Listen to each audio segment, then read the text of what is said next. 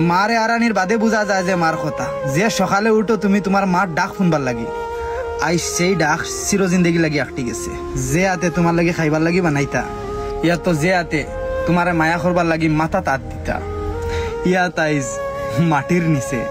যেটুকু মা বাঁচিয়া আসলা তুমি এই সময় ফোন কথা করতে উঠিয়া কইছো মাই বাধে মাতিয়ার কিন্তু কাজকু সময় পাইলে সেই কথা শুনাইবার আর মানুষ নাই আজকু সময় পাইলেও তুমি কল করে কইতে পারতা না মারে যে মা আমি আই হইছি গরো আজকু তুমি আইয়া দরজা নক করলে কেউ দরজা খুলিয়া কইতো না যে টেবুল বাদ তো আছে খাইলা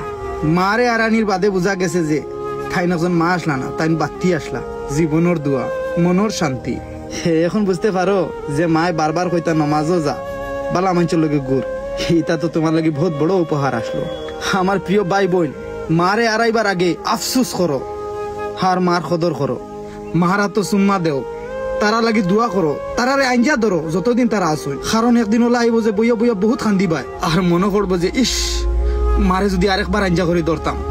মারে আরানি মানে পৃথিবীর সবচেয়ে বড় আশ্রয় আরানি তুমি যেটুকু সময় পাও তোমার মারে সময় দিও মার লাগি দোয়া করিও মা যদি আজকে এই দিন ফেলাই থিয়া যান কি তে আর তুমি হি দিন পাইতা না ঘুরাইয়া আর মারে বালা পাইও তার মনে কোনো দিন কষ্ট দিও না।